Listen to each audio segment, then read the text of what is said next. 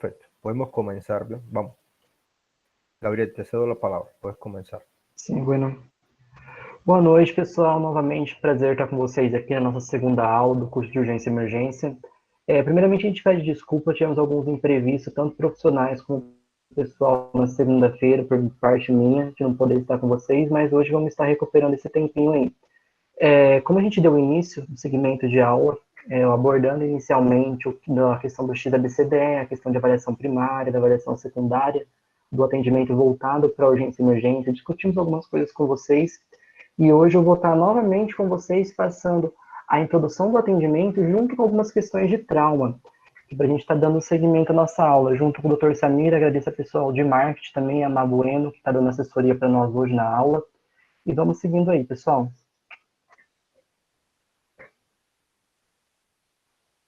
Primeiramente, pessoal, para quem está na nossa primeira live hoje, meu nome é Gabriel Schultz, sou diretor-geral da equipe de urgência e emergência da Universidade Central do Paraguai, da sede de Pedro Juan Cabaleiro.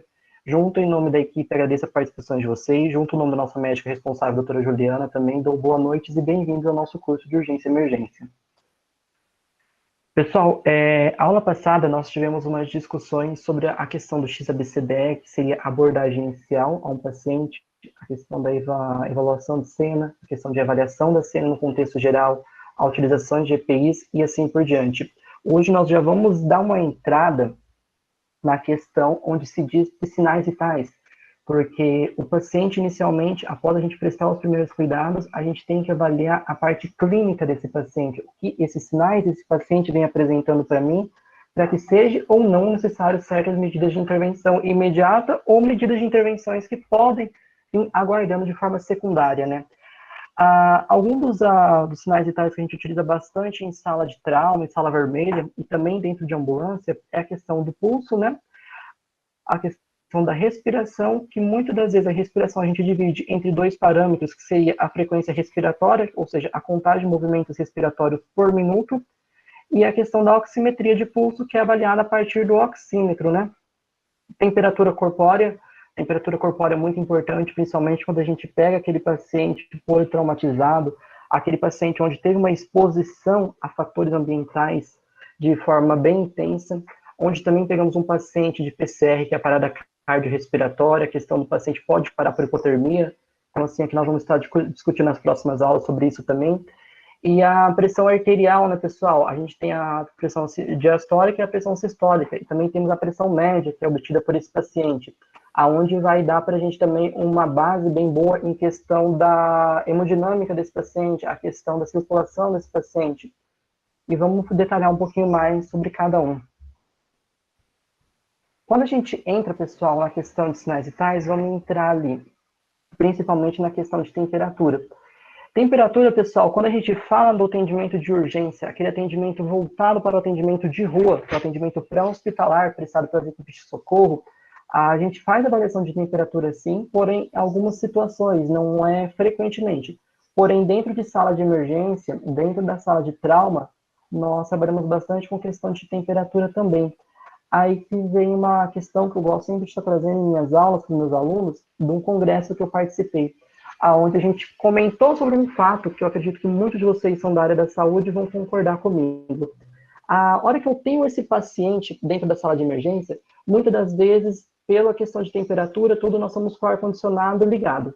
A maioria das vezes, aquela sala bem fresca, aquela sala bem gelada, e aí aonde o nosso paciente vem perder temperatura, e aí onde a gente vem agravar a situação desse paciente. Então, pessoal, quando a gente se fala em trabalhar no atendimento de emergência, nós temos que pensar em todo o contexto, não o contexto que o paciente está apresentando para nós, mas sim o contexto que eu vou estar apresentando para esse paciente. Trago para vocês alguns valores de temperaturas ali, pessoal, mas varia muito questão de didática isso. Questão de hipotermia, pessoal, a gente considera menor que 36, uma temperatura normal de 36 a 37,5, início de um pico febril de 37,5 a 38, e uma febre seria maior que 38, mas isso é bem relativo de profissional para profissional e também de bibliografia para bibliografia. Quando a gente fala, pessoal, na frequência cardíaca, nós temos que atentar a alguns fatores clínicos que podem levar o meu paciente a apresentar aquela frequência cardíaca. Como a gente falou na anterior, questão do paciente estar apresentando uma taquicardia, seria uma questão de uma hemorragia, o paciente está apresentando uma bradicardia e assim por diante. Pessoal, só dando uma pincelada, bradicardia, a gente fala na diminuição do batimento cardíaco desse paciente. Taquicardia, a gente fala a questão do aumento da frequência desse paciente. Porém, pessoal, a gente trabalha com alguns valores referenciados, que seria qual? A questão da bradicardia seria um pulso de um paciente, a frequência cardíaca desse paciente considerada menor que 60 batimentos por minuto. E a taquicardia, segundo alguma biografia, a gente trabalha com eles a questão de 90 batimentos por minuto. Porém, pessoal, cuidado aí.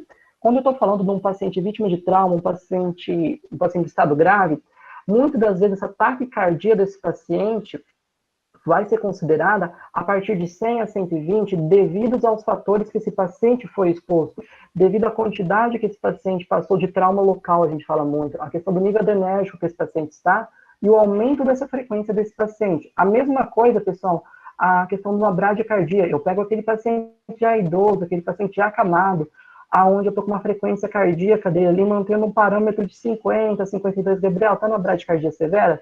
A questão de não está nessa bradicardia severa, você vai avaliar a partir do contexto clínico e o contexto que o teu paciente está vivendo. A gente toma bastante cuidado nessas classificações aí, pessoal. A mesma coisa, pessoal, a gente se emprega a questão da oximetria. A oximetria considerada normal para nós é uma oximetria de 95 a 93. Consideramos muito pela biografia de trauma, onde um paciente com a oximetria abaixo de 95 já é um paciente necessariamente administração de oxigenoterapia, né? Que nós vamos trabalhar numa próxima aula isso com vocês. Porém, pessoal, tomem muito cuidado, pois o oxímetro de pulso é um aparelho confiável e ao mesmo tempo não é. Já tive situações onde colocamos 3 oxímetros no paciente e cada um apresentava um valor.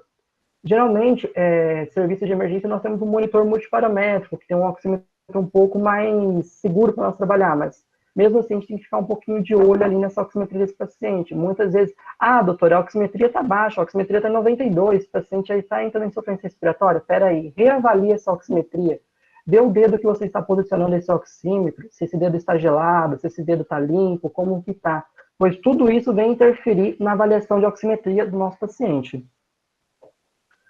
Uma hipóxia leve, pessoal, considerado de 94 a 91, porém, isso é bem situações bem relativas que a gente fala, né? Hipóxia moderada de 86 a 90 e uma hipóxia mais grave abaixo de 86. Porém, temos que tomar cuidado com o tipo de paciente que nós estamos trabalhando. Se estamos num serviço de emergência e vamos atender um paciente de POC, se vamos atender um paciente TB, vamos atender um paciente que já tem uma sequela respiratória, temos que saber adaptar esses valores para o normal do paciente. Geralmente, um paciente, quando a gente dá a entrada, um paciente de DPO no serviço de urgência, muitas vezes ele está saturando 83, 82. Isso já num paciente normal seria já o início de uma indicação de uma intubação. Porém, um paciente de DPO, isso é um valor normal, uma referência normal para ele, no parâmetro dele, o basal que ele apresenta, né? Bien, Diego, então, mira, Diego, para responder a Diego, Diego nos pregunta sobre la bradicardia sinusual. ¿Qué cosa es bradicardia? Disminución de los batimientos cardíacos, ¿no? ¿Verdad? Como Gabriel estaba diciendo, nosotros tenemos que tener un ritmo de batimientos cardíacos. El batimiento debe oscilar de 60 a 100 batimientos, ¿no? ¿Verdad? Por minuto, ¿no? ¿Verdad? Cuando hablamos de bradicardia, estamos hablando de una disminución de los batimientos cardíacos. Y la bradicardia sinusoidal es un tipo de arritmia, ¿no? ¿Verdad? Un tipo de arritmia que puede traer consigo la muerte del paciente.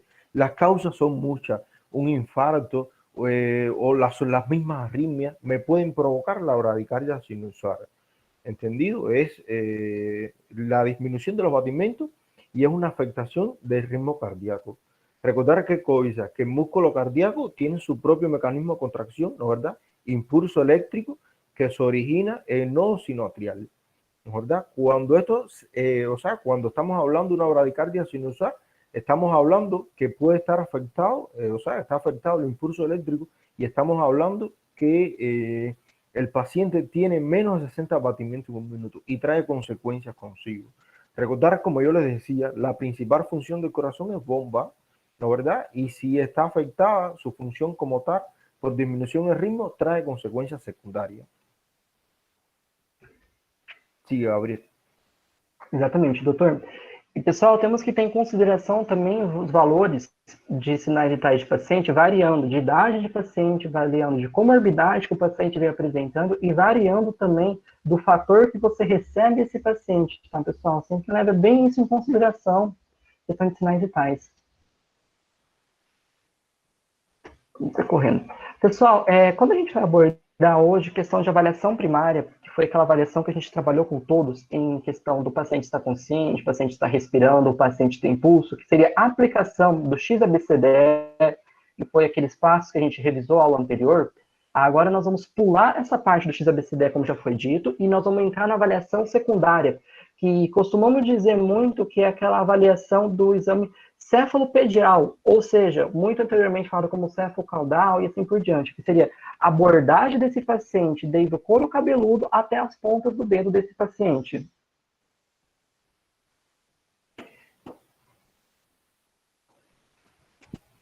Lembrando sempre, pessoal, a gente mantém uma ordem bem aqui cronológica de abordagem desse paciente.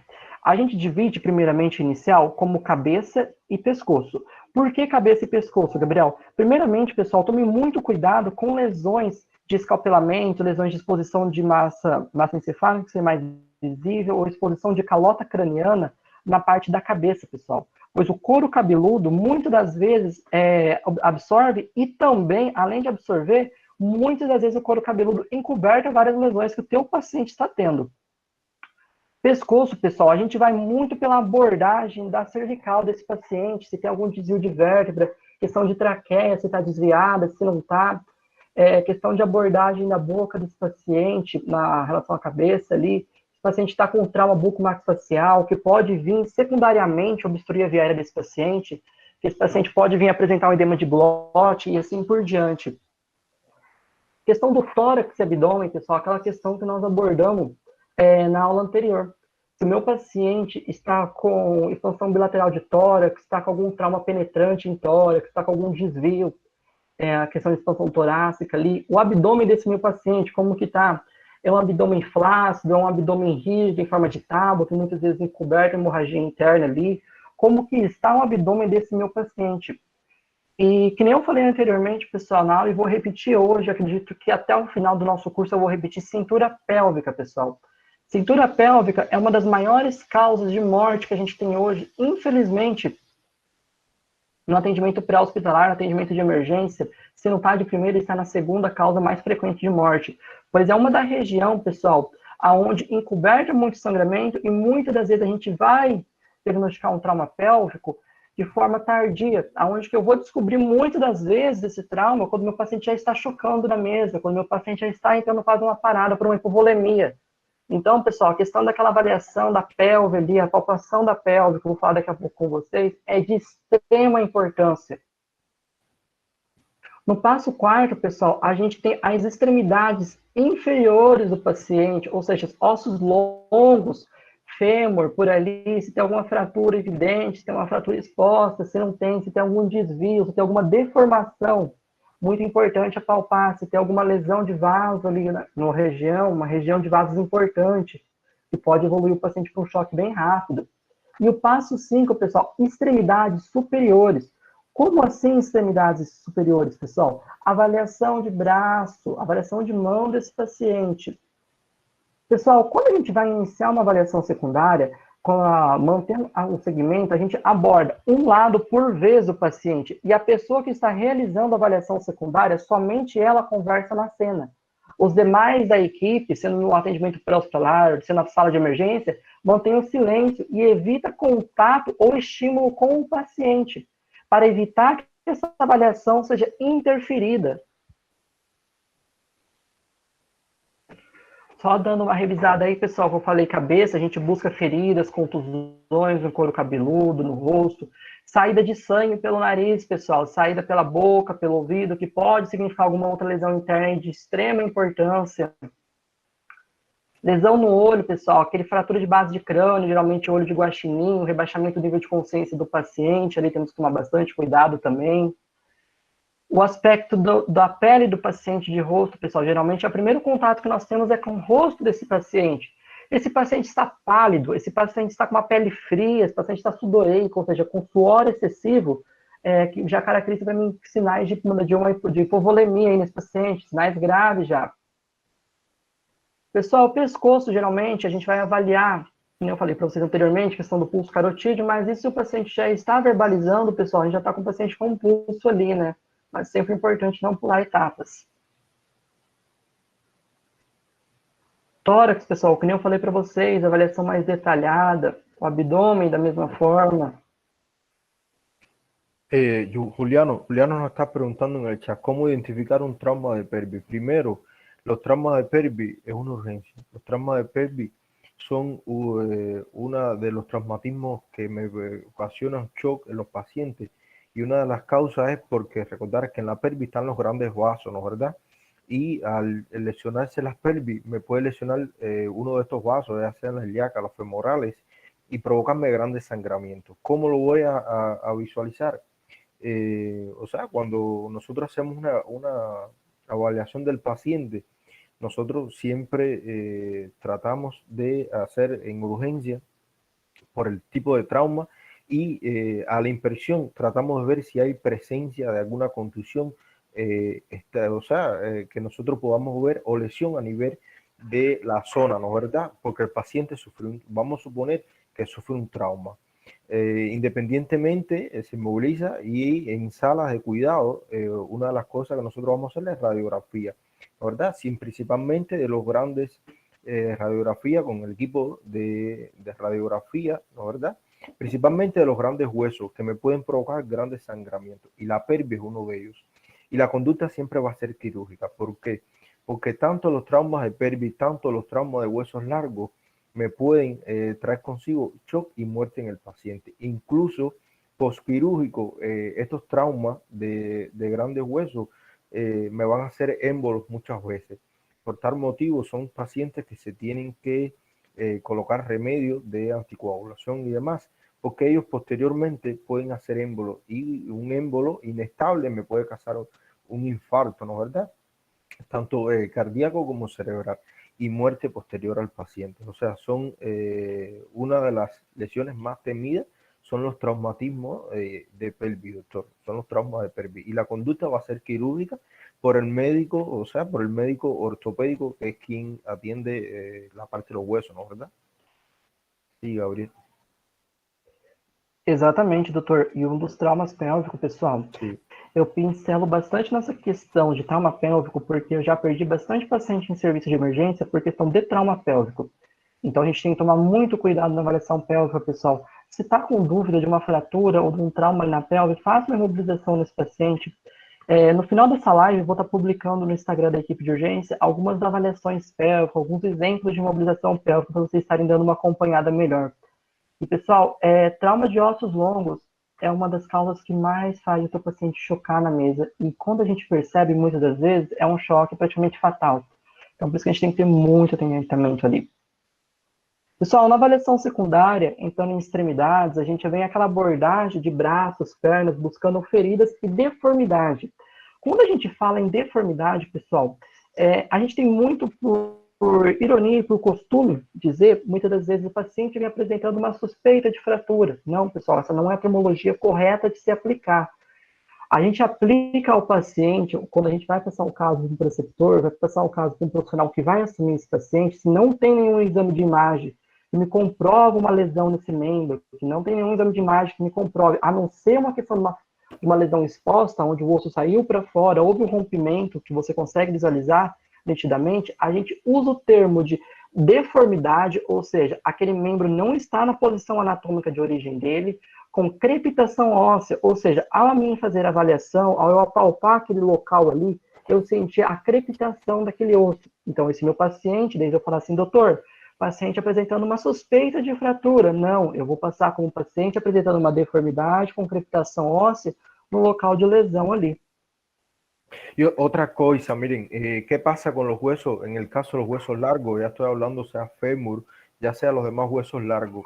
Una de las funciones del sistema óseo es sostén, ¿no es verdad? Cuando hay una fractura de huesos largos, se va a ver afectada esta función, ¿no es verdad? La persona tiene imposibilidad para caminar, en este caso, ¿no es verdad? Porque está afectado el sistema locomotor, ¿no es verdad? Porque los huesos es parte de esto, ¿no es verdad? Entonces, por tal motivo, o sea, ya estoy hablando si es miembro inferiores, si es miembros superiores, también el paciente va a tener dificultades, ¿no es verdad? Porque en caso de fractura es pérdida del tejido continuidad, en este caso el tejido óseo se pierde. Y entonces presenta otros síntomas, dolor y demás también.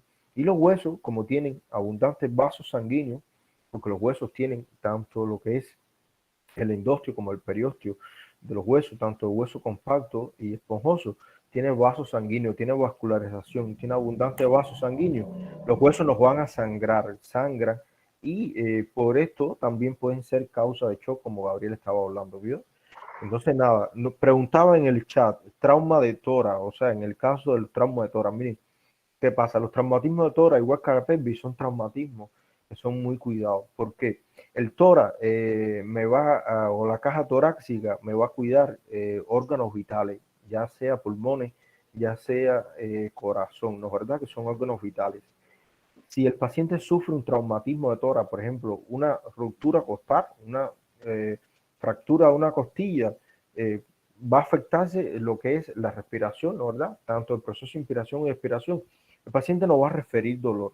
Las fracturas costales, si no hay afectación de lo que es las pleuras, no tiene problema, ¿no es verdad? Porque si no me producen neumotora o un neumotora, todo bien. Pero si en caso que me lo produce es una complicación que hay que derivar, ¿no es verdad?, a un centro hospitalario. ¿Por qué? Porque tiene que ser atendido por un cirujano, ¿no es verdad? Porque un neumotora o un hemotora me afecta la capacidad vital, ¿no es verdad? Y con esto, la muerte del paciente. Vamos a ver que hay personas que se fracturan una costilla, no se afecta lo que es las pleuras y no hay problema, ¿no, verdad? No tiene problema, eso no tiene problema. Incluso estas fracturas de costilla se osifican solas. Vienen los procesos de osificación, ¿no, verdad? Y reparación del hueso y sola se recupera en este caso. Dale, Gabriel, sigue aí. Vale. Pessoal, vamos inventar algumas situações de pacientes politraumatizados, ou seja, pacientes que teve uma cinemática violenta de origem traumática e muitas das vezes pode ser também de origem diversas. A gente tem muito conceito de pensar no trauma de um paciente politraumatizado somente como aquele paciente vítima de acidente, e assim não deve ser pensado. Geralmente, quando a gente vai fazer uma avaliação de um paciente de politrauma, a gente tem que pensar sempre na característica de lesão que esse paciente apresentou, ou seja, a cinemática, pensando principalmente em cervical desse paciente, principalmente em órgãos de extrema importância, avaliando a magnitude de força, ou seja, um paciente que de uma colisão moto versus caminhão, o paciente foi projetado a 15 metros, qual foi a força de projetação, qual foi a força da cinemática desse paciente, estava a 60 por hora, estava a 120 por hora, qual que foi o índice de projeção desse paciente, a velocidade na qual esse paciente foi projetado, como falei, a força. Por quê, pessoal? A gente tem que pensar no vetor de força na questão da compressão, distração, flexão, extensão, rotação e flexão lateral desse paciente. Ou seja, qual foi a região e qual foi a origem de mais choque desse paciente para pensar em possíveis mecanismos de lesões que esse paciente pode vir estar apresentando.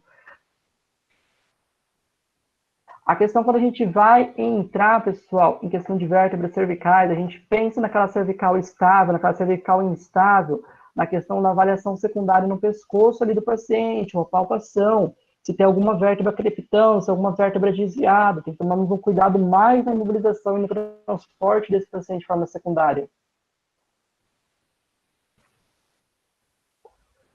Pessoal, chegamos na parte da questão da imobilização cervical. Hoje não utilizamos mais a frase imobilização, e sim restrição no movimento de coluna cervical desse paciente.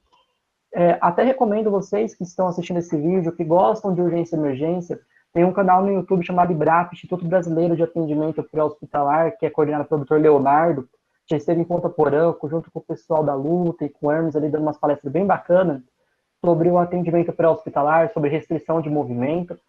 Tem bastante vídeos deles ali dizendo sobre isso, vou dar só uma pincelada mais por cima aqui sobre a restrição de movimento, né? Anteriormente, pessoal, até uns 2 anos atrás, nós trabalhamos muito com a questão de colar cervical e prancha rígida de mobilização, muito adotado pelas equipes de socorro. Porém, nós temos um protocolo internacional conhecido como PHTLS, onde diz as diretrizes que devem ser seguidas pela maioria das equipes de socorro, onde vem trazendo para nós novas mudanças da questão de mobilização, da questão de colocação do colar cervical nesse paciente. Vou deixar vocês mais curiosos nesse tema para vocês estarem dando uma procurada no canal do Ibrato. O Dr. Leonardo traz um conteúdo fantástico para vocês para estar abordando sobre isso. E nós temos que sempre pensar, pessoal, no paciente politraumatizado, como eu falei, um paciente com provável lesão cervical. Aquele paciente politraumatizado que está verbalizando, que consegue dizer aonde dói, aonde não dói, é um paciente mais tranquilo. Mas pense em você, em atender um paciente politraumatizado, um paciente onde está inconsciente, de cinemática extremamente violenta, onde você tem aquele paciente clinicamente instável, como que você vai atender esse paciente? Como que você vai mobilizar esse paciente? Aí que a gente tem que tomar uma série de cuidados. Entrando, pessoal, ali a termologia está errada ainda. A gente colocou ali fraturas, mas deveria ser deformidade com crepitação óssea. A gente mais utiliza o termo fratura realmente quando é a fratura aberta, em questão de exposição, quando foi exposto esse osso, mas a fratura geralmente não é utilizado mais, a gente considera como lesões fechadas e lesões abertas, né, pessoal? Tomem sempre cuidado, pessoal, que a lesão fechada, a deformidade óssea crepitante fechada pode evoluir durante o transporte ou durante o seu atendimento para uma fratura aberta, ou seja, uma lesão aberta. Por quê? Esse osso, muitas das vezes, está bem superficial à pele ali. E qualquer manobra, qualquer forma de tração ali pode vir ocasionar a ruptura dessa pele e a exposição desse osso. Lembrando sempre, pessoal, que questão de tracionamento, voltar o membro para o local, não se realiza em atendimento pré-hospitalar básico, somente é realizado por atendimentos de serviços intermediários ou serviços avançados, com controle de danos, controle de lesões de paciente. Também tomem sempre cuidado com isso. Pessoal, ali temos alguns tipos de mobilização que a gente utiliza bastante no atendimento pré-hospitalar, as salas de mobilização, para estar imobilizando as lesões de membro ali. Lembrando, pessoal, se é uma lesão exposta, antes de eu iniciar a imobilização, eu tenho que entrar, lembra naquele passo X lá, controle de hemorragias externa grave, ou seja, se é um sangramento de um osso longo, se é uma lesão de ossos longos, eu tenho que fazer a contenção desse sangramento antes de realizar a imobilização. Se é um sangramento não tão grave, porém um sangramento contínuo, devo conter da mesma forma. E devo proteger esse local exposto com material estéreo, sendo compressas de gases, chumaços e assim por diante, e mobilizar de uma forma aonde não venha prejudicar mais o meu paciente. Nessa terceira imagem, pessoal, eu trago ali para vocês uma imobilização que foi mobilizado o rapaz com o calçado. Eu, como atendimento pré-hospitalar, já realizei esse tipo de mobilização.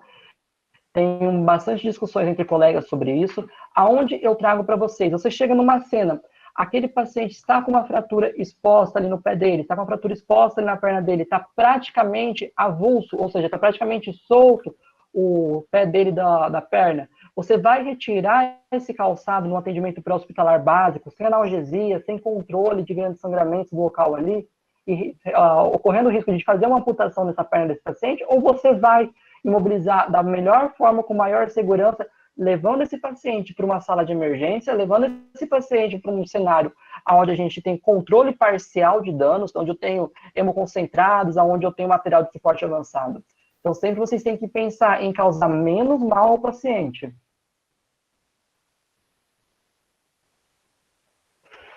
Fratura de fêmur, pessoal, e fratura pélvica. Trago ali as questões de mobilização, alguns exemplos, pessoal, que a gente pode estar utilizando. No Brasil, agora, a gente do Serviço de Atendimento Móvel do SAMU, estamos utilizando muito o cinturão pélvico. Vou estar postando ali no Instagram para vocês darem conhecimento também. Mas tem formas de eu estar improvisando também. Quando eu entro na questão de hemorragias, pessoal, questão de controle de hemorragia, eu tenho 3 formas de realizar o controle de hemorragia desse paciente. Como? Paciente com curativo compressivo, paciente com torniquete e paciente com curativo oclusivo, pessoal. Vamos entrar primeiro na discussão do torniquete, pessoal. O torniquete, muitas das vezes, era muito utilizado em biografias anteriores de atendimento pré-hospitalar, em protocolos mais antigos. Hoje, pessoal, o torniquete a gente utiliza sim, o torniquete não é algo que saiu, porém, a gente utiliza ele de uma forma mais controlada. Ou seja, esse torniquete vai ser aplicado naquele paciente em uma amputação traumática, esse torniquete vai ser apresentado naquela lesão de grande vaso, onde eu não estou conseguindo uma hemostasia local, mesmo com curativo oclusivo, compressivo, não estou conseguindo ter um acesso para mim fazer um clampeamento desse vaso que está ali sangrando. Aí eu vou pensar na abordagem de um torniquete. Gabriel, como que realiza o torniquete? Pode ser realizado por qualquer pessoa? Não, pessoal. Nós temos em biografias a orientação certa, por isso que ele foi realmente retirado por pessoas básicas, ou seja, pessoas que não têm treinamento, não são da área da saúde, nós não estamos recomendando a utilização do torniquete devido você poder secundariamente causar um trauma a esse paciente. Pessoal, entrando na questão do curativo compressivo, pessoal, o curativo compressivo vai ser aquele curativo onde de abordagem inicial eu vou pegar um chumaço de gás, um chumaço cirúrgico, uma compressa, alguma coisa que eu tenho ali na mão, vou colocar sobre a lesão afetada e vou fazer a pressão com a minha mão, primeiramente. Secundariamente, essa compressa encharcou de sangue, não dá mais, eu não retiro a primeira compressa, pessoal. Lembrem sempre disso, jamais retire tua primeira compressa. Posso vir aplicar uma segunda compressa sobre o local, fazendo pressão, e se continuar esse sangramento, posso estar aplicando uma atadura por cima, passando uma pressão nesse paciente tranquilamente, mas jamais o primeiro curativo feito eu retiro, devido à região ali já começar o início de uma coagulação. Se eu retiro tudo isso, pessoal, eu vou perder todo o serviço que eu fiz até o momento. Curativo oclusivo, pessoal, muito utilizado em questão de amputações traumáticas, da lesão do membro ali, aonde eu vou vedar esse local, onde eu vou proteger esse local. Também, geralmente, numa emergência hemorrágica, numa emergência de grande sangramento, nós, equipe de socorro, trabalhamos com curativo oclusivo e compressivo ao mesmo tempo, né?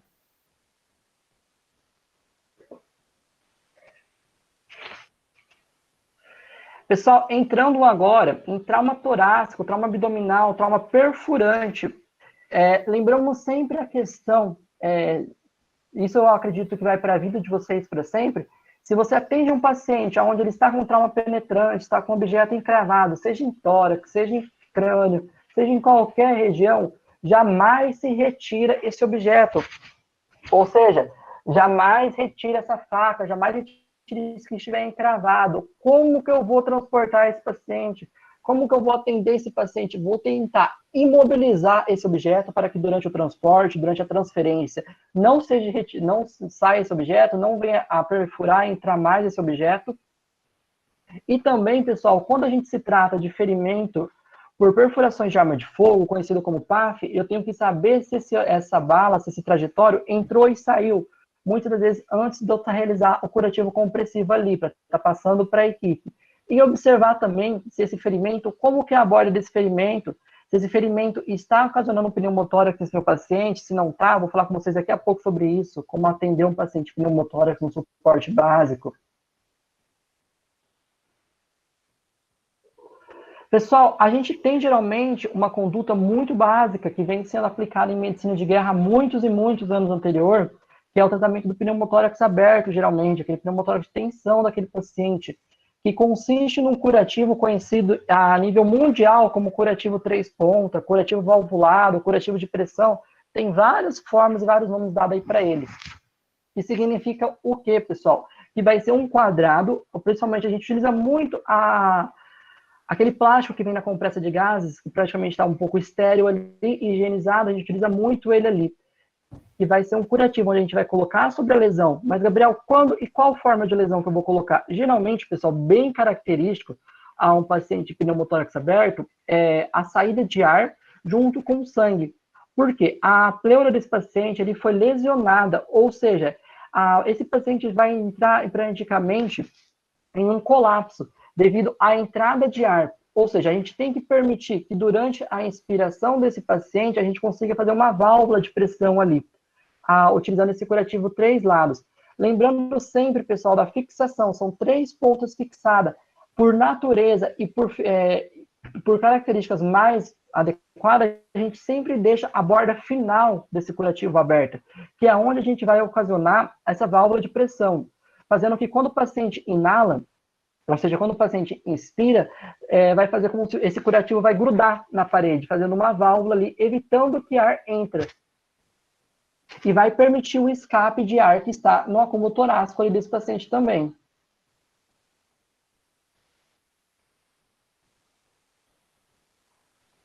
Outra lesão, pessoal, que nós temos ali é a questão da lesão de evisceramento, ou seja, a partir do momento onde o paciente teve um trauma abdominal, um trauma lacerante ali em parede abdominal, outro em outra região, aonde expôs as vísceras do meu paciente a meio externo. Gabriel, qual a conduta que eu devo tomar? Devo estar introduzindo novamente essas vísceras para dentro do paciente? Jamais, pessoal.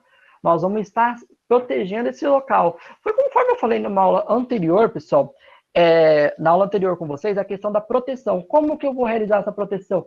Preferencialmente em 100% material estéreo, ou seja, chumaço de gases, compressa cirúrgica, gás, o que eu tiver estéreo ali para me estar protegendo. Se eu não tenho o plástico protetor, que geralmente nas ambulâncias nós possuímos, posso estar utilizando a compressa, posso estar utilizando o chumaço bem irrigado, ou seja, bem umedecido. Por quê? Naturalmente, esse órgão, esse tecido, dentro do nosso corpo, ele está umedecido, ou seja, ele não está ressecado. A partir do momento que ele saiu para o meio externo, ele começa a ressecar devido ao ar. Então, eu tenho que manter essa lesão umedecida, pessoal. E lembrem, nunca apliquem soluções frias. E, geralmente, a solução mais indicada para ser aplicada é a solução de soro fisiológico. O soro fisiológico tem temperatura natural, pessoal. Temperatura natural. E aquecer esse paciente, pois como ele foi exposto, é um paciente que vai entrar em choque hipotérmico, choque hipovolêmico, com toda certeza.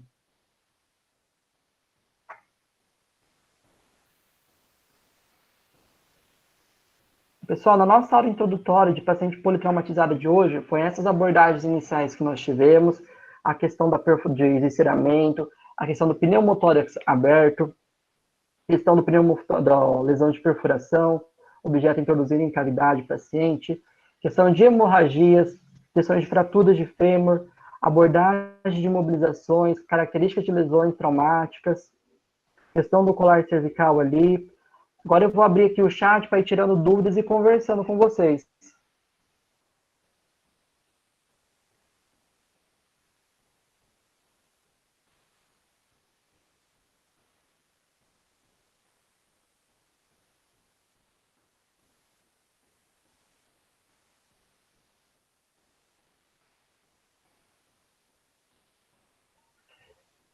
Elana, se você não estiver na rua, não tiver gases, não tiver material estéreo, como que você pode proceder com um pano limpo, com algo limpo que você tem ali? O mais importante é fazer a hemostasia e conter esse sangramento desse paciente.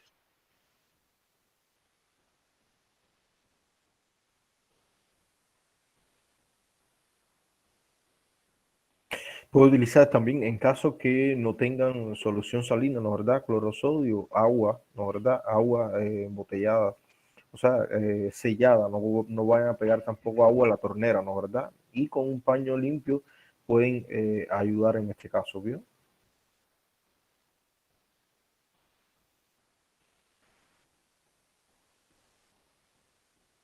Esse objeto, Karina, que está perfurando no paciente, essa faca que for que está introduzido, geralmente só vai ser retirado no centro cirúrgico após uma abordagem ali por exame de imagem, geralmente um flash abdominal e assim por diante. Encima yo le puse, o sea, que en caso que, o sea, estamos hablando de faca, pero puede ser otro tipo de objetos punzantes, ¿no verdad? Cualquier tipo de objeto punzante.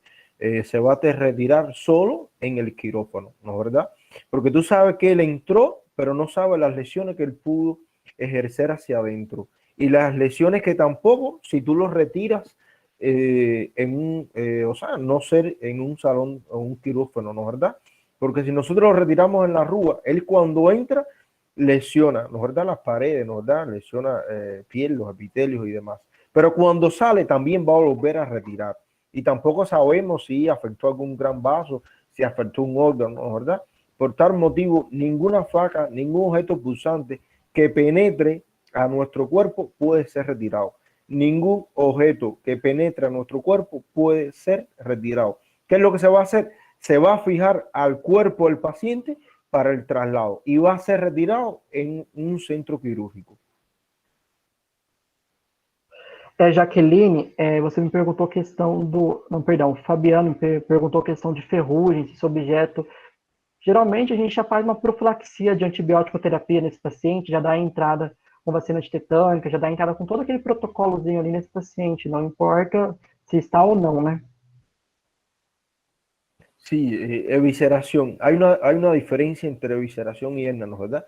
Evisceración es la salida, fue la foto que puso Gabriel, ¿no es verdad? Una herida y que salieron la cavidad de los intestinos, que puede ser órganos y demás, ¿no es verdad? Hacia el medio exterior. Es visible, era lo que se veía ahí, que era visible lo que era intestino, ¿no es verdad?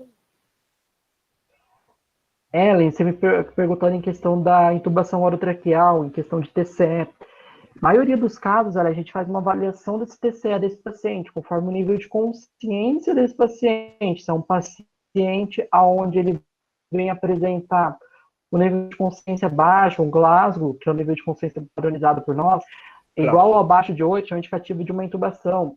Claro. Se é um paciente com TCE leve, moderado, grave... Puede ser, o sea, casi siempre se anda en la rúa, ¿no es verdad?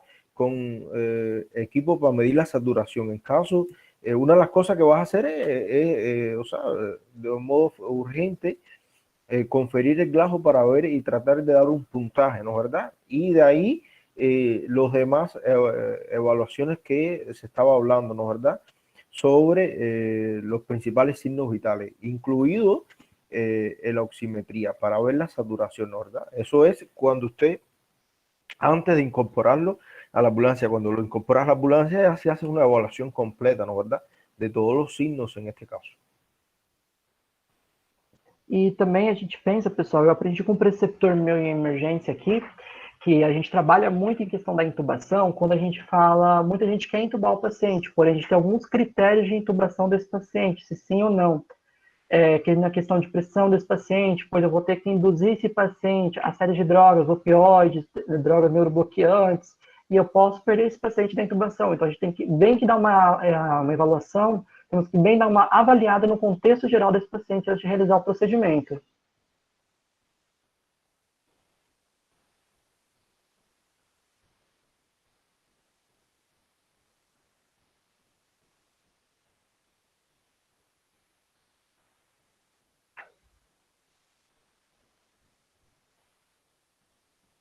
Tienes a Sonia, ya te respondiste a Sonia, ¿no es verdad? Cuando tengo una fractura expuesta, tipo de huesos.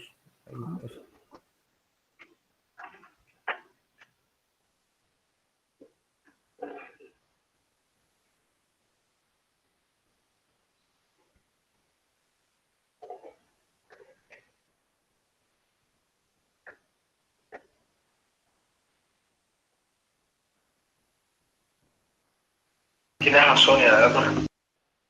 Verônica, essa reavaliação, sim, se continua tendo um apresentamento de um sangramento ou uma deformidade local ali, seria interessante a avaliação por um exame de imagem, né, uma TC ou uma tomo em si, uma tomografia, né, ou se não uma ressonância magnética e passar pela avaliação do neuro, né, porque se continua apresentando algia local, alguma deformidade ou sangramento, provavelmente alguma lesão ele tenha, né. Doutores, temos duas perguntas desde YouTube. ¿Puedo compartir para que vos puedan responder?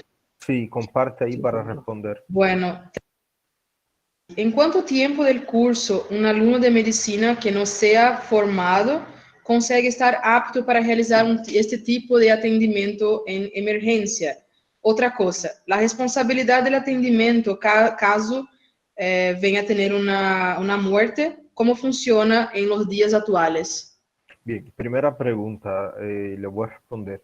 Nosotros dividimos medicina en dos etapas, ¿no es verdad? Áreas básicas y áreas clínicas. Bien. La primera fase es como construir una casa. Primero hacer la base, ¿no es verdad? O sea, en la primera fase, lo que vamos a tener, que es primero y segundo año, es conocimiento. Bien. Y la segunda fase, que es el área clínica, ¿qué yo voy a hacer en la casa? Las paredes. ¿no es verdad? O sea, que segundo, tercero, cuarto, o sea, tercero, cuarto y quinto año, ¿no es verdad? En mi criterio como médico, como ya fui estudiante también, hasta el sexto año, que tenemos conocimiento de todas las especialidades y tenemos mayor conocimiento para poder ejercer cualquiera de estas actividades, ¿no es verdad? Que es el internato. Y la otra pregunta más, ¿cuál es? Es de la misma persona, donde ele pergunta como é a responsabilidade de atendimento caso venha a ter uma morte, como funciona em los dias atuais. Em realidade, eu entendo que sua pergunta seria em um atendimento quando não é formado. Então, você tem esse caso que é uma pessoa comum, verdade? A ver, primero que para ejercer cualquiera de estos tipos de labor, ¿no es verdad? Ya sea emergencistas tanto en un sistema de ambulancia o tiene que ser alguien autorizado, ¿no es verdad? Alguien que presente un título para poder ejercer su labor. No es que estudiaste segundo año de medicina o primer año de medicina y vas a actuar como emergencista. No, tienes que hacer un curso el cual te va a habilitar apto para ejercer esta actividad, ¿no es verdad? Perfeito. Agora a pergunta de Silvio desde YouTube também. Existem níveis de avaliação para decidir se é necessário intubar? Como seria esta avaliação?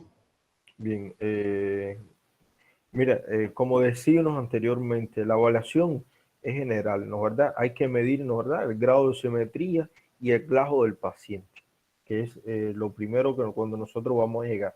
Y de acuerdo al grado de, o sea, el trauma que pudo haber tenido el paciente, yo evalúo si tiene criterio de intubación y no, o no tiene criterio de intubación. Siempre guiándonos por el glajo, ¿no es verdad? Cuando el glajo está afectado y por el valor de la oximetría, además del estado hemodinámico del paciente, ¿no es verdad? Igual que el estado ventilatorio. Es una evaluación que nosotros hacemos y decidimos si se va a permeabilizar una vía aérea o no se va a permeabilizar en este caso. Puede ser que se permeabilice y en el transcurso de las horas no sea necesario y se hace un warning, un destete y se retira la via aérea. Entendido? Sim. E temos que pensar, pessoal, em questão de via aérea também. Nós temos vias aéreas, a via aérea avançada, que seria pelo tubo traqueal, temos vias aéreas intermediárias, que seria pela máscara laríngea, pelo dispositivo supraglóteo, na coluna de Guedel. Então, vai muito do critério onde esse paciente está apresentando para mim e qual vai ser o tempo que eu vou manter esse paciente em ventilação assistida ou não também, né? Y el estado del paciente, claro, eso Sí. es como les decía, el estado hemodinámico en todo, el glajo del paciente, ¿no es verdad? Y cuando hablo de estado hemodinámico, hago presión arterial, hablo saturación de oxígeno, ¿no es verdad? Y si se puede complicar o no, o como dice Gabriel, si es necesario yo tener por un tiempo prolongado, o sea, que voy a sospechar, por ejemplo, un gran trauma, yo sé que va a ser necesario y se está complicando el paciente, permeabilizar una vía aérea, ¿no es verdad? En caso que no sea necesario, pongo una máscara facial y coloco oxígeno, ¿no es verdad? Y oxigenometría, ¿no es verdad?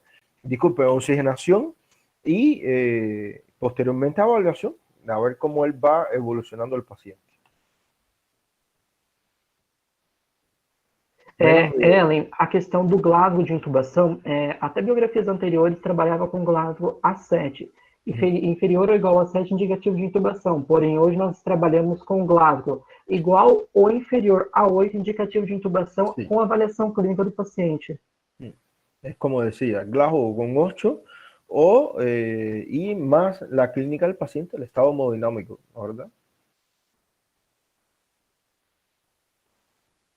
Se tiver uma ventilação com bolsa válvula máscara, o AMBU, o BVM, no caso, né, creio que não há necessidade de intubar. Na verdade, Juliano, varia muito. A questão da ventilação com ventilação positiva, que é o que o BVM vem trazendo ao paciente, é uma medida de terapia, mas uma medida de terapia intermediária. Claro. Porque se eu preciso deixar esse paciente a longo prazo, não tem nem condições e forma de eu manter ele no BVM, né?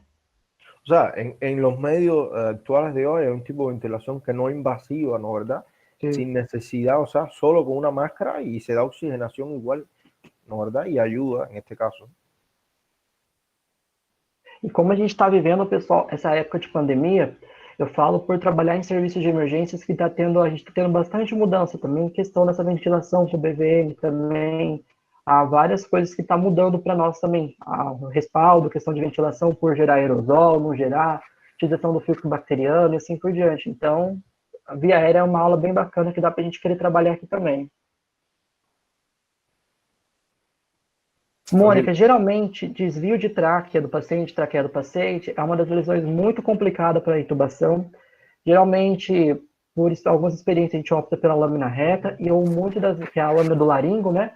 Ou muitas das vezes a gente opta também por um procedimento de crico ou de traqueostomia, devido ao desvio não passar de tubo, poder desviar esse tubo para outra região ali.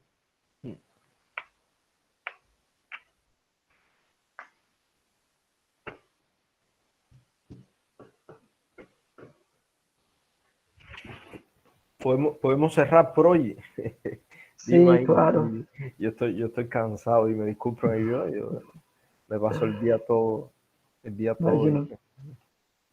Leonardo, dá sim, nesse mais material, no meu Insta da equipe de urgência, também nós temos. O Insta da equipe de urgência eu vou estar colocando aqui, é o da EUCP, PJC, né, equipe de urgência e de emergência. E no meu Insta pessoal, geralmente eu estou postando bastante coisa no feed também. Vão conseguir ver bastante material ali. Vou só confirmar que eu dei. Você pode responder uma última pergunta desde o YouTube? Sim. Bruno, qual o maior cuidado com pacientes com trauma de base del crânio em um acidente de auto versus moto?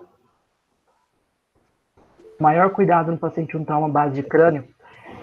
Eu trago bastante isso para minha equipe quando eu trabalho com o PH. O maior cuidado do paciente base de crânio, ou qualquer tipo de trauma que venha a ser a nível cerebral, a nível vertebral, é a questão de via aérea desse paciente, preservar a via aérea desse paciente. E de segunda forma, é a questão da posição da ambulância.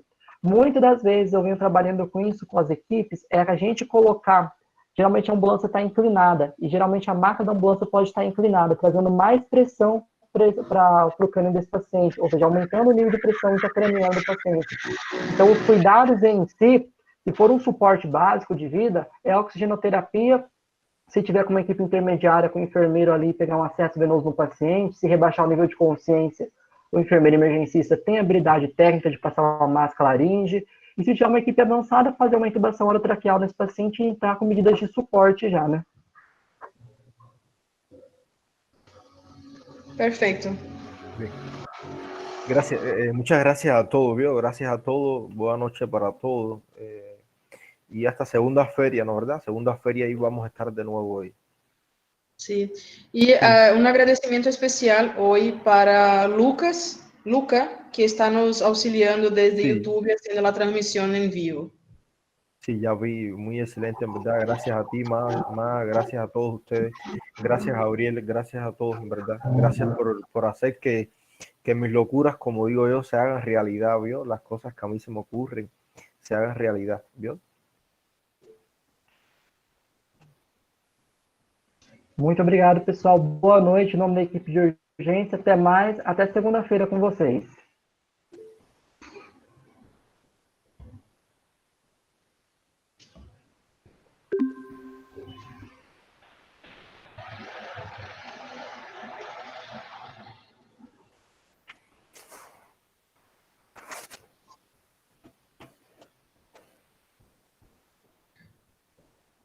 Só esperar o pessoal sair, gente. Já parei a gravação. Yo voy a estar aquí hasta que... te voy a pasar ya tú tienes el power. Gabriel me pasó. Ya está en Drive. Perfecto. Dale, buenas noches. Voy a salir y voy a comer. Gracias, más. Gracias, doctor. Chao, chao. Gracias a ustedes nuevamente.